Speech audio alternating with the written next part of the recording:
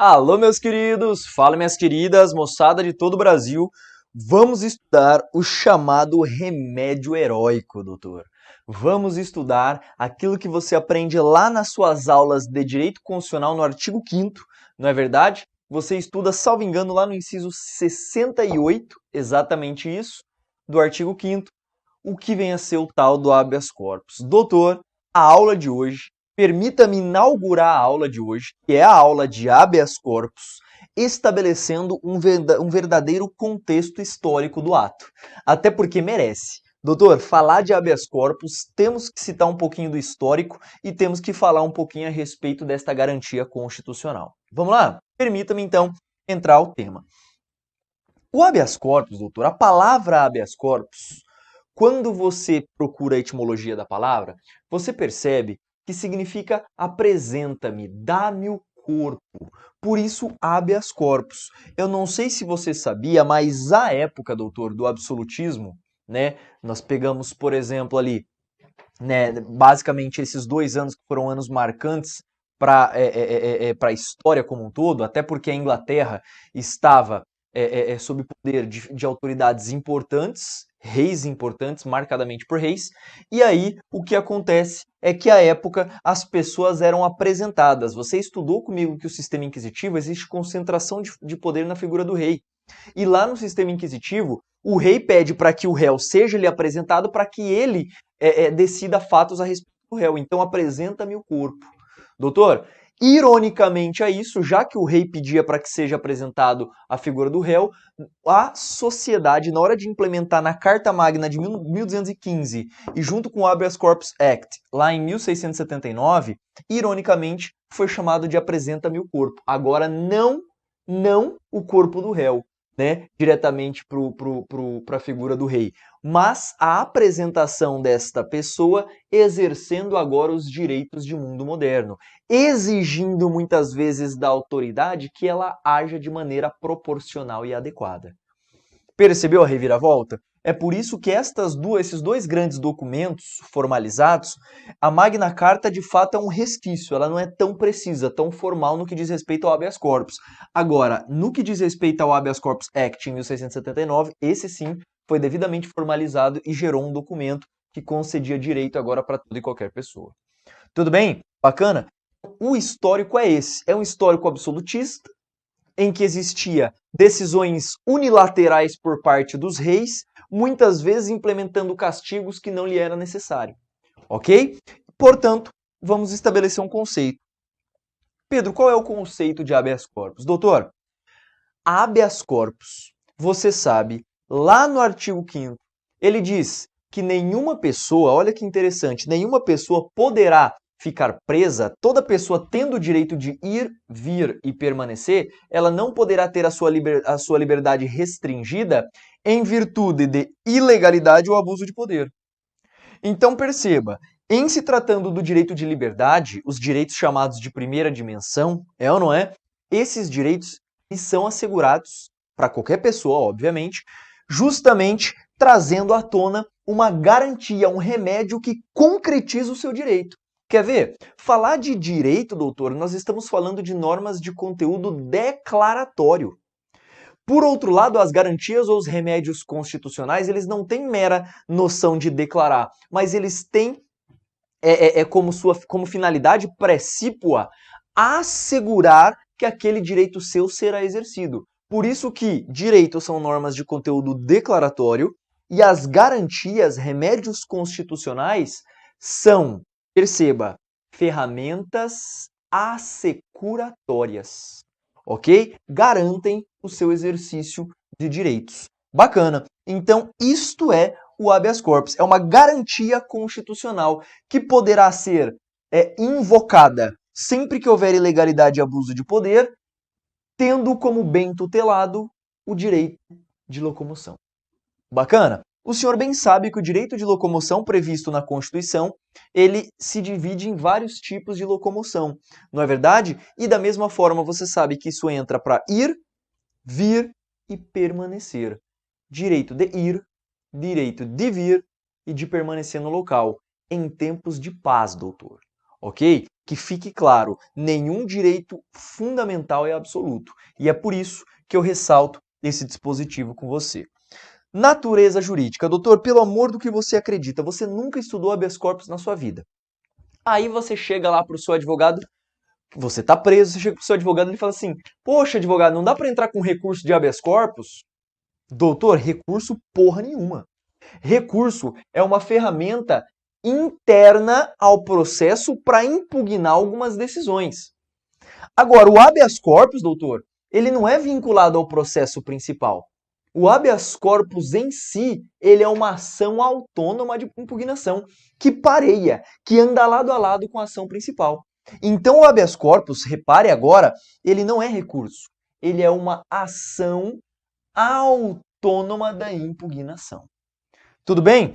Então, isto é a natureza. A banca vai te perguntar se se trata de um recurso. Você vai dizer que não. Ok? Cabimento. Pedro, quais seriam essas hipóteses de cabimento? Doutor, falar de hipótese de cabimento de habeas corpus é citar a literalidade daquilo que a gente encontra na lei. Tudo bem? Vamos lá, para a gente começar. Qual seria a primeira hipótese de cabimento de habeas corpus, Pedro? Quando houver falta da justa causa, é dizer, quando não houver indícios de autoria e de materialidade, notadamente em sede de inquérito ou em sede de processo. Tá? Pedro, mas existe um HC trancativo, assim chamado? Nós veremos. Sim, existe. Mas nós temos que depois trabalhar quais são as hipóteses de cabimento, de implementação propriamente dita deste HC. Ok? Então, quando falta justa causa, será possível de ser implementado. Em se tratando de prisão prolongada por um tempo maior do que aquele determinado. Então, prisão, quando ela se der por mais tempo do que o previsto na lei ou do que o previsto no mandado, neste caso, prisões que forem prolongadas, obviamente, são passíveis de serem combatidas, guerreadas com habeas corpus. Tudo bem? Quando houver coação de autoridade incompetente. Pedro, como assim coação por autoridade incompetente? Doutor, pode o delegado de polícia emanar uma prisão preventiva? Não, não pode. Coação de pessoa incompetente. Percebeu? Neste caso, inclusive, poderá entrar na lei de abuso de autoridade, esse delegado de polícia. Tudo bem? Quando cessar o motivo da coação. Imagina, será possível implementar a partir do momento da cessação do motivo da coação. Só que essa prisão, muitas vezes, ela acaba se tornando injusto. Justamente por isso, tá? Olha só que interessante esse ponto. Quando não for concedida fiança, em hipóteses que a lei autoriza. Imagina, existe um crime de furto. Você sabe que o crime de furto é um crime afiançável. Só que o delegado, por exemplo, ele fala assim, não, esse crime eu não vou conceder fiança para você, você vai ficar preso um pouquinho para aprender. Doutor, esse crime é plenamente afiançável e a pessoa se predispõe a pagar fiança, se não for concedida essa oportunidade, caberá classicamente também o habeas corpus no caso em concreto. Tá? Ponto bastante marcante aqui para nós de cabimento. Falamos de 5 hipóteses. Vamos para mais uma. Quando houver processo nulo, imagina, o processo ele foi nulo por conta, por exemplo, de uma prova ilícita, né? Neste caso, poderá ser implementado o habeas corpus tranquilamente, ok? E quando houver extinta a punibilidade clara e óbvia, né? Essa extinção da punibilidade nos termos do artigo 107 do Código Penal. Morte, perempção, perdão, o diabo que você encontrar lá no artigo 107. Bacana? Do Código Penal agora. Bom, estas hipóteses, você encontra essas 7 hipóteses que eu conversei com você encontra no texto legal com bastante tranquilidade. Né? Lembrando que o HC ele vai do 647 até o 667. Legal, Pedro. 3 observações jurisprudenciais. Essas 3 observações jurisprudenciais, ela é o cume, ela joga o nível de complexidade do seu concurso lá para a PQP. Pedro, como assim? Doutor, são as 3 questões que mais caíram em prova nos anos de 2018, 2019, que já está caindo em 2020. Tudo bem? Primeira observação, punições disciplinares militares. Doutor, é cabível habeas corpus nas punições disciplinares militares? De pronto eu já posso lhe confirmar. Não é cabível. Pedro, por quê? Doutor, porque isso vai de encontro à hierarquia disciplina do militarismo. Você sabe muito bem que a parte militar, a justiça militar inclusive como um todo, e também o militarismo dentro do poder executivo, este militarismo, repare agora, hein? Esse militarismo, ele é autônomo, ele é uma casta diferenciada. Sendo uma casta diferenciada, é possível no âmbito do militarismo a chamada prisão disciplinar, que vai num lapso temporal de 1 a 30 dias sendo determinada por autoridade competente. E aí o que acontece? Se houver esse tipo de punição disciplinar, caberá habeas corpus deste soldado, por exemplo, que foi preso disciplinarmente pelo seu coronel? Doutor, não caberá habeas corpus. Mas o STF já deu uma interpretação importante no que diz respeito a esse tema. Como assim, Pedro? Não cabe habeas corpus das punições disciplinares militares, mas caberá habeas corpus para verificar os pressupostos de legalidade. Como assim? Para saber se a autoridade que implementou de fato fez num motivo legítimo. Deu para entender? Então imagina que existe, por exemplo, na legislação militar, que o cara chegar com o coturno desamarrado e sem ilustrar, o cara pode ficar preso um dia. Doutor, o que vai se verificar é se de fato houve isso. Havendo isso, não cabe, obviamente, habeas corpus. Portanto, pressupostos de legalidade. Ok? Segunda hipótese, súmula 693 do STF. Doutor, esta súmula, ela vai falar que não caberá habeas corpus quando a pena de determinada conduta é apenas a pena de multa. Da mesma forma, em penas que não comportam a pena privativa de liberdade. Imagina, doutor, caberá habeas corpus, meu Deus, em crimes que não têm pena privativa de liberdade? Como acontece no artigo 28 da Lei de Drogas, doutor? Claro que não. Se eu não tenho uma pena, se eu não tenho uma ameaça, ao direito de ir e vir, doutor, não há que se falar em habeas corpus. Tudo bem? Bacana? Então não caberá quando a pena for apenas a pena de multa ou pena que sequer gera regime privativo de liberdade.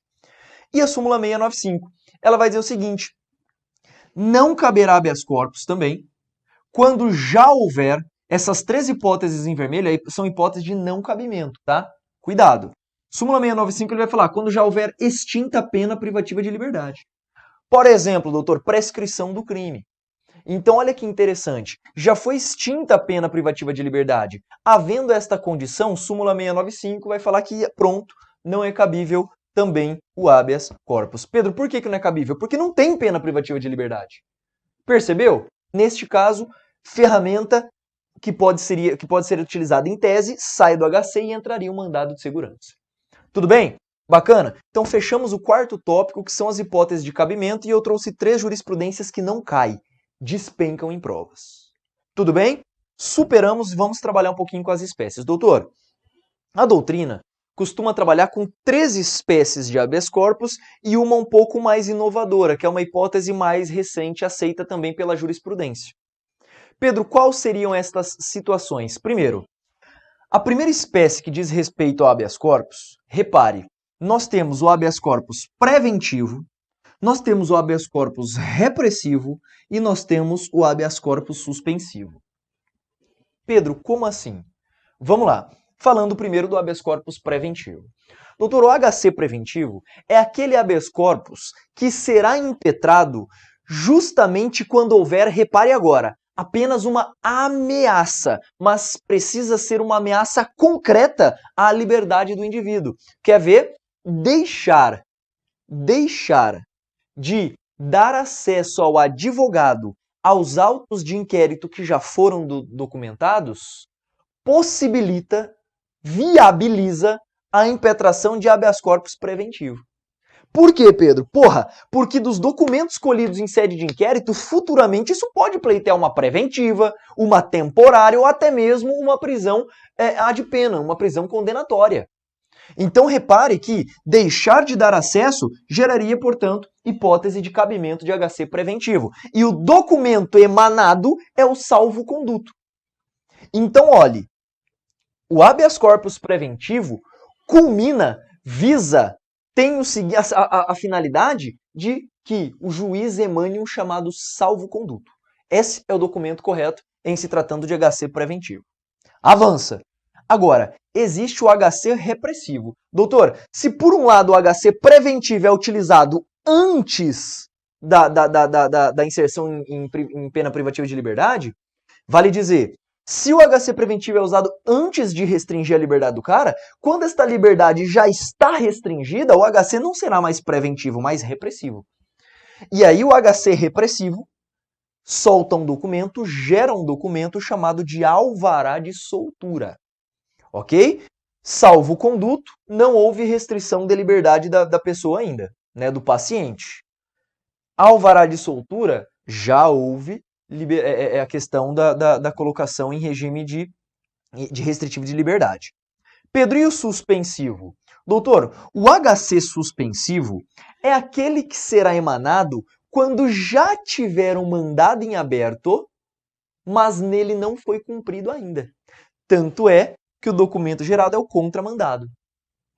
Repare que no HC suspensivo ele suspende o prazo trazido pelo mandado, suspende o efeito do mandado propriamente dito. Então imagina, já existe um mandado em execução e descobre-se que a polícia amanhã vai cumpri-lo. O advogado entra hoje com o HC o quê? Suspensivo. Percebeu? Já existe um mandado solicitando a prisão, mas ela não foi executada ainda. Pronto. Então, essa aqui exige um interregno, um tempo de vigência do mandado. Portanto, na verdade, por fim, eu tenho que trabalhar com você o trancativo ou profilático. Doutor, o HC trancativo ou profilático, repare, ele é concedido perante liminar. E é agora que vem um dos pontos que também nos importa demais. Podendo ser impetrado tanto na fase de inquérito, quanto na fase de processo. Pedro, como assim? Doutor, será cabível HC trancativo ou HC profilático na fase de inquérito sempre que estivermos diante de algumas hipóteses, repare agora, que são flagrantemente ilícitas. Por exemplo, o fato é atípico. O fato é atípico, porra. Se o fato for atípico, o HC poderá ser implementado em sede de inquérito mediante a utilização do HC trancativo.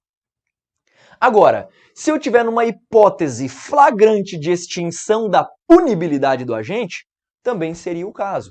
Então, a atipicidade de fato, extinção da punibilidade do agente, são hipóteses que legitimam a existência do HC trancativo ou profilático, que será dado em caráter liminar. Tudo bem? Legal, bacana, tranquilo. Então, pronto. Estas são as 3 hipóteses previstas pela melhor doutrina e nós temos uma também trabalha com HC trancativo, que é relativamente pacífico, muito cobrado em prova, é o tal do HC trancativo ou profilático. Tudo bem? Claro que no seu material eu coloquei tudo bonitinho, esquematizado para você. Legitimidade. Pedro, quem pode ser um impetrante? Quem pode invocar o habeas corpus? Doutor, o habeas corpus, chamado de remédio heróico, ele é assim chamado porque ele legitima a condição de existência de toda e qualquer pessoa. Não é à toa que se trata do único remédio constitucional que dispensa a questão do advogado e que também é gratuito. Percebeu? Em se tratando de HC, doutor, o HC dispensa advogado. A legitimidade ativa é de qualquer pessoa, seja esta pessoa uma pessoa física ou uma pessoa jurídica. A banca já perguntou o seguinte, doutor, um adolescente que sabe ler e escrever, sabe colocar alguma coisinha no papel. Este adolescente, doutor, pode entrar com habeas corpus? Doutor, pode. Pedro, como assim ele pode? Doutor, se a doutrina e a jurisprudência fala qualquer pessoa, então, por exemplo, esse menor com o seu representante legal poderia impetrar a ação de habeas corpus. O mesmo vale para inimputável. Percebeu? Neste caso, qualquer pessoa mesmo, física ou jurídica. Pedro, a empresa pode impetrar habeas corpus? Doutor, cuidado com isso, hein? Em se tratando de impetrante, sim, ela pode impetrar. O que ela não pode é ser paciente, nós veremos já já. Ok? Então, repare, tanto terceiros, inclusive a favor de terceiros, e sempre devidamente assinada. Doutor, nós veremos que nos requisitos da petição de início do HC, ela tem que ser assinada. Não há que se falar em habeas corpus apócrifo. Vale dizer, habeas corpus que não tem a identificação de quem o prolatou. Ok? Esse habeas corpus poderá ser feito por qualquer pessoa, inclusive por estrangeiro e menores, muita atenção nesse ponto, quando devidamente assinada. Pedro, mas e se ela não tiver capacidade de assinar? E se ela não for alfabetizada? O analfabetismo seria uma hipótese de inviabilizar o exercício do HC? Doutor, claro que não. Hoje já existe doutrina pacífica e jurisprudência falando que essa pessoa pode assinar com a sua impressão digital, por exemplo, atestando de fato a autoria de quem está sendo o impetrante. Tudo bem? Então, física ou jurídica, inclusive de terceiro, devidamente assinada. Bacana. Esta é a legitimidade ativa, ou seja, quem entra com o pedido. Pedro, e a legitimidade passiva? Doutor, repare, quando eu trabalho com a legitimidade passiva, olha que importante. A favor de quem? Quem é o paciente propriamente dito do habeas corpus? Doutor, a legitimidade passiva só pode ser de pessoa física. Vale dizer, só pode ser paciente do remédio, repare, quem tem liberdade de locomoção. E doutor, só quem tem liberdade de locomoção? Só pessoa física. Pessoa jurídica nenhuma tem liberdade de locomoção, pelo menos que eu conheço. Ah, Pedro, mas existe o Ronald McDonald, que é do Mac, ele anda pra lá e pra cá. Cara, vá pra PQP com o Ronald McDonald, até porque eu não gosto de palhaço, não é verdade? Quando eu pego, por exemplo, esta situação, é claro que pessoa jurídica não pode ser representada dessa forma. Elas não têm direito à liberdade, doutor. É incompatível a natureza das pessoas jurídicas o direito de liberdade. Deu para entender. Competência para julgar o pedido de habeas corpus. Doutor, a competência em regra, será do juiz do local em que houve a coação. Vale dizer, o juiz da localidade em que está acontecendo a violação do direito de liberdade. Ok? Então, muito cuidado. Esta é a regra. Pedro, mas em se falando de autoridades? Por exemplo, juiz. Um juiz está restringindo a liberdade de uma pessoa ao ver dos advogados de maneira ilícita. Doutor, neste caso, lembre-se que o juiz, pelo critério da competência ratione persone, ele tem prerrogativa de foro de função. E se este juiz tem prerrogativa de foro funcional, se for um juiz do Estado, habeas corpus será analisado perante o Tribunal de Justiça. Se for um juiz federal, será verificado perante o TRF. Doutor, onde eu quero chegar? Para você entender das autoridades quem verifica o habeas corpus, você vai lá para a competência ratione materia. Perdão, ratione materia não, ratione persone, né? Igual já citei aí para você, em razão da pessoa, que é a prerrogativa de foro. Então, por favor, coloque aí no seu material, faça essa correção. Na competência em razão da pessoa, eu vou levar em conta justamente a prerrogativa de foro de função. E aí você vai lá para suas aulas de competência para verificar quem de fato analisa aquele habeas corpus. Tudo bem, é claro que eu também coloquei isso no material para você entender um pouquinho. Permita-me citar mais uma jurisprudência muito visada em prova, e esta diz respeito à súmula 690 do STF. Doutor, questionou-se a seguinte tese. Você sabe que a Lei 9.099 de 95 atribuiu autonomia aos juizados especiais criminais, sendo que a sua análise recursal será feita por uma turma própria do juizado, formada por 3 integrantes, as chamadas turmas recursais. Doutor, da decisão de primeira instância do GCRIM cabe recurso para a turma recursal, só que daí questiona-se, Pedro, e o habeas corpus impetrado contra a decisão da turma recursal? Quem avalia? Doutor, olha só que interessante, habeas corpus contra a decisão de turma recursal antigamente ia para o STF. Essa porra não acontece mais. A súmula 690 pacificou a seguinte situação. Compete ao Tribunal de Justiça no âmbito dos GCRIMs estaduais e aos tribunais regionais federais no âmbito do GCRIM federal, pautado pela Lei 10.259 de 2001, compete ao TRF, então, no caso do GCRIM federal, HC da decisão de turma recursal de GCRIM. Tudo bem?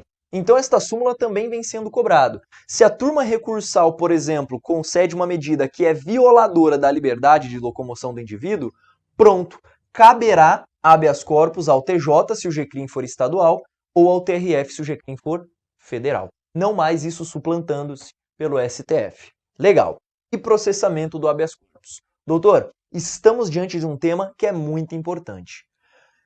Quando uma pessoa tem o seu direito de liberdade violado, doutor, pleiteia-se a celeridade do processo, para que ela fique com a sua liberdade restringida o menos tempo possível. E aí, nós já temos a primeira aplicação importante para nós na prova. O processamento do habeas corpus será feito mediante simplicidade dos atos e pela sumariedade do rito. Ok? Então obedecerá o rito sumário, no seguinte aspecto que a gente vai conversar. Primeiramente, peticiona-se o pedido de habeas corpus. Bacana, Pedro. Essa petição de habeas corpus será feita em 3 vias, uma original e 2 cópias. Bacana. Essas 3 vias, você sabe que não precisa de advogado para essa petição inicial. Eu já te avisei que dispensa advogado esse remédio constitucional. E nesta petição inicial, deverá conter, primeiro, o nome da pessoa que teve a sua liberdade restringida. Nome do paciente. Bacana, Pedro. É claro, a suposta autoridade coatora também é recomendável que tenha, mas você não vai encontrar diretamente na lei esse dispositivo. Motivos nos quais gerou o regime de liberdade ou, em se tratando da ameaça, aquilo que de fato a fundamente, né, com elementos concretos. E a assinatura da pessoa que está impetrando esse habeas corpus. Bacana. Fiz a petição inicial, a própria... Olha só que interessante. Por se tratar de uma sumariedade de ato e pela simplicidade, nós não temos uma fase de instrução propriamente dita na impetração de habeas corpus, doutor. O que se preconiza é que a petição inicial já venha diretamente com os elementos de prova pré-constituídos no seu bojo, no seu corpo. Ok? O elemento de prova pré-constituída já faz na inicial. Percebeu? Já se inicia com a prova pré-constituída. Você verá que não existe, não estou dizendo que não é possível, mas é que em tese não existe uma fase de instrução no HC, porque eu tenho que fazer o procedimento bastante rápido. Ok? Recebida a petição inicial pelo juiz, se o cara estiver preso, esta pessoa será imediatamente apresentada ao juiz. Mas, doutor, existem situações em que a pessoa está em grave estado de enfermidade, por exemplo. Nesta situação, será possível que o juiz se desloque até a pessoa do preso, que é normalmente a pessoa coatora, a autoridade coatora, ou até mesmo pode ser o agente coagido. Né? Pedro, pode ser os dois presos? Sim, imagina que, por exemplo, você é um policial e você prendeu uma pessoa legitimamente. Só que o delegado veio e falou o quê? Não, você prendeu irregularmente e está preso em flagrante. Doutor, perceba, neste caso você em tese foi autoridade coatora em relação à vítima do povo e o delegado acabou te prendendo por uma situação que era em tese ilícita, né? Se houvesse de fato a ilegalidade. Ok? Então muito cuidado com esta situação. A pessoa, se estiver presa, será devidamente apresentado. Se estiver enfermo, o juiz ele se desloca. Em seguida, o juiz ele vai colher informações da autoridade coatora. O juiz coleta informações da autoridade coatora e, em seguida, se necessário, poderá fazer algumas diligências. Poderá requisitar, por exemplo, oitiva de testemunha, poderá pedir uma perícia. Percebeu? O juiz, se verificar necessário, vai solicitar essa diligência e vai botar um prazo para que ela seja feita. Olha, temos que ouvir tal testemunha até amanhã. E aí o juiz estabelece um prazo. Doutor, exaurido esse prazo e com tudo em mãos, o juiz tem um prazo de 24 horas para emanar sua decisão. É um procedimento absolutamente simples, o procedimento de habeas corpus. Ok? Então, neste caso, o juiz vai decidir após, se necessário, a confecção de alguma diligência para que seja realizada ali o seu direito, em tese, à liberdade. Ok? Processamento absolutamente simples, absolutamente tranquilo. A gente não tem muito tempo para perder aqui nesse 8º tópico. Agora, permita-me trabalhar com você quais são os efeitos, e eu quero ir para a tela.